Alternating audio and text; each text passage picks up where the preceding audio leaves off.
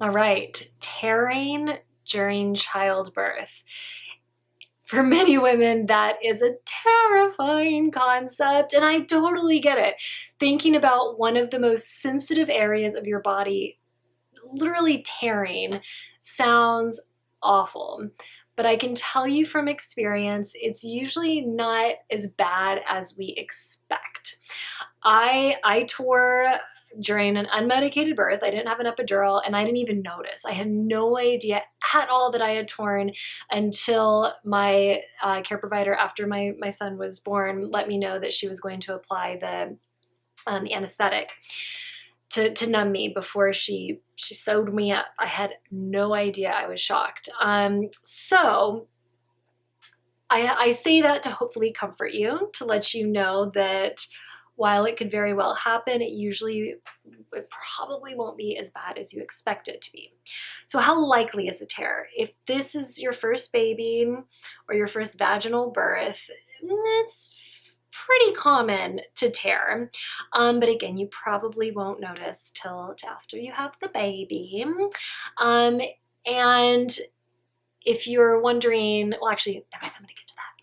Okay, how big are the tears? So tears range in size from first degree tears to fourth degree tears. Most first degree tears are usually just like a few centimeters, and fourth degree tears, which are very uncommon, are rarely longer than an inch.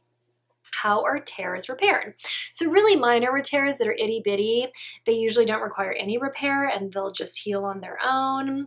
Larger tears require absorbable stitches, but again, they'll numb the area before doing the stitches. What is the recovery like?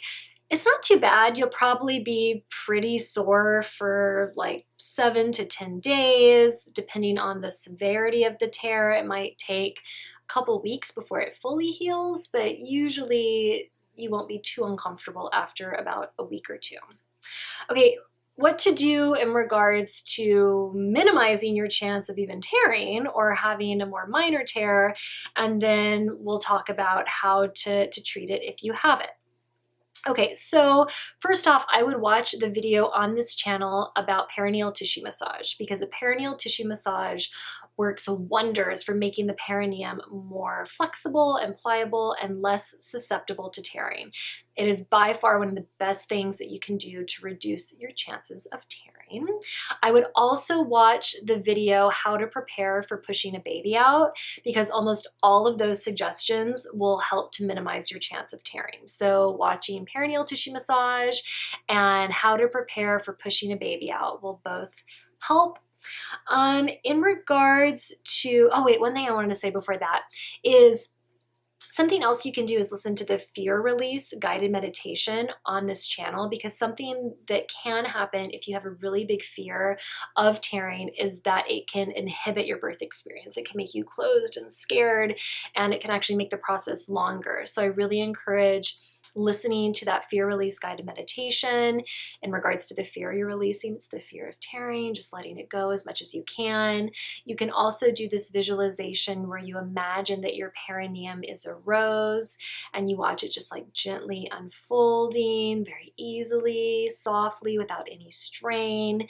You can also watch time-lapse videos of flowers opening and envision that that's your perineum, and just realizing that your perineum was made to soften and open and unfold during childbirth, and that it will do what it needs to do to help you get the baby out.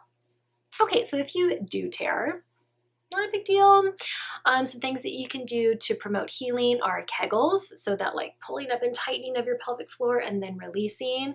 This helps. You might not actually be able to feel them that much in the beginning, but at least trying to do it will help to promote blood circulation to the vagina and to the tear, which helps with healing. A Sitz Bath. So a Sitz Bath is essentially just dunking your perineum and your butt in warm water. And you can ask your care provider if they have any recommendations for additives or medications that you can add to the water to promote healing. And because it's a huge pain in the butt to what's the word I'm looking for? Sanitize your bathtub. I would recommend getting a Sitz Bath kit. And essentially this is just like this little kind of bowl with a lip on each side that you fill with warm water, and you place it in the toilet, and then you dunk your vagina and your butt in it. And it works wonders for hemorrhoids as well. Witch hazel pads. So these are essentially panty liners that have been soaked in witch hazel. You put them in your underwear and it provides a really amazing cooling relief for, again, a tear and hemorrhoids. Antiseptic spray. You can ask your care provider if they have an antiseptic spray they can recommend to numb the area. And then finally, eating lots of fiber and drinking a lot of water. Because if you have a tear, that first few bowel movements postpartum can feel a little terrifying. If you have to put too much strain, you can feel like you're going to bust your stitches, which is highly unlikely, but it feels alarming. So again, eating lots of fiber, drinking that water, maybe even asking your care provider if you can take a stool sampler, just to help soften the fecal matter to make it easier to have a bowel movement so you don't have to strain as much.